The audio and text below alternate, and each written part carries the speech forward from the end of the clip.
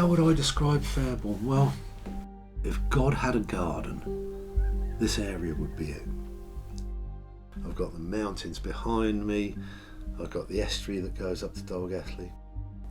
It's my little piece of paradise. When we moved here, the word flood was branded about, but not very much. But in the last year, the flooding has hit the media more due to the climate change issues, and the whole village will need to be decommissioned and returned to the sea. 95% of the community were sat at home watching the television when they were told on television that we were going to be decommissioned and moved out of our houses, and the whole village would be demolished and returned to the sea as a salt marsh. To hear that was absolutely devastating. Overnight properties lost so much value, 40% value. The knock-on effect from that was then initially no insurance, no mortgages, so it had a devastating effect. What we've got here is the fact that it's a whole community that we're looking at. It's not just a street that might need to be moved back or a road that needs to be adapted. This is a whole community of people, and that in itself is a challenging situation. For the people here in Fairbourne, it is an uncertain future. We're seeing the sea level here rise by an average of 4.7 millimetres every year, and clearly that's going to have an impact on the community behind the sea defences, which are below the level of high tide already. As we get global warming, we get the sea level rise, we get the more intense storms, we get the coastal inundation. It's going to get more and more serious, and just trying to protect ourselves from those storms is going to become more and more difficult. Similar things are going to have to happen in other parts of the country, and they're going to have to abandon places that have been lived in for centuries. Borth is just 14 miles down the coast from Fairbourne.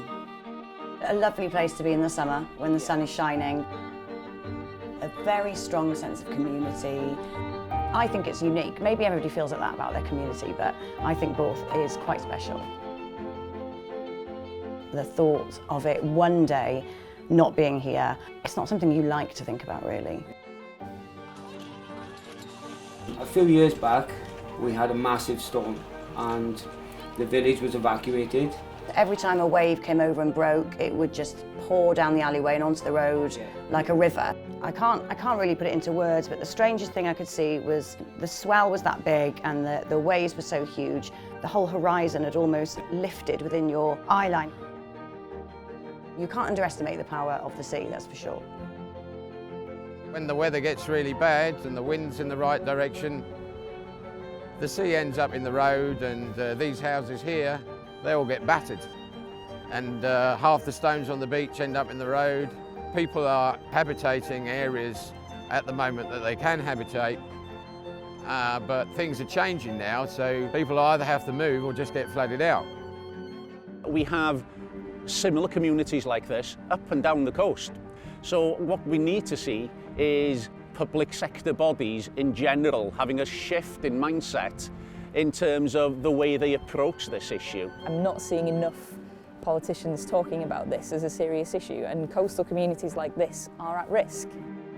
Our coastlines are vast. We've got lots of towns and villages on them that will all disappear. And again, it's not just a UK problem, it's a global problem. There's thousands of miles of coastline all around the world. Storms will get more intense, the hurricanes and the cyclones. And as they reap their ill effects, they hit many millions of people, and they seem to particularly affect people on the coast who are very vulnerable and have no way of responding, and also, quite unjustly, aren't part of the rich community that have been the cause of the global changes in the first place.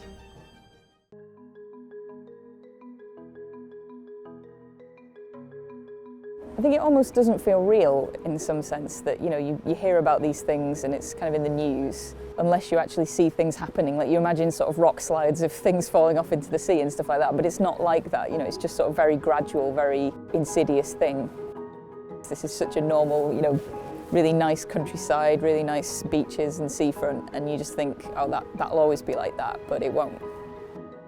Our children have actually left school to go on the climate protest marches.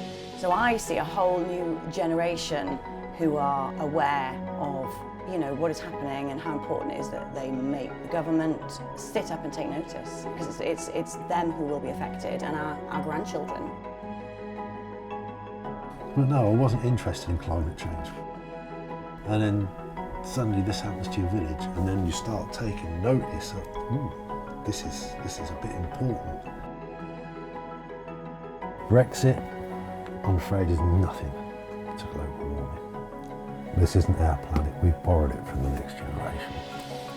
And we've really left them something to try and sort out.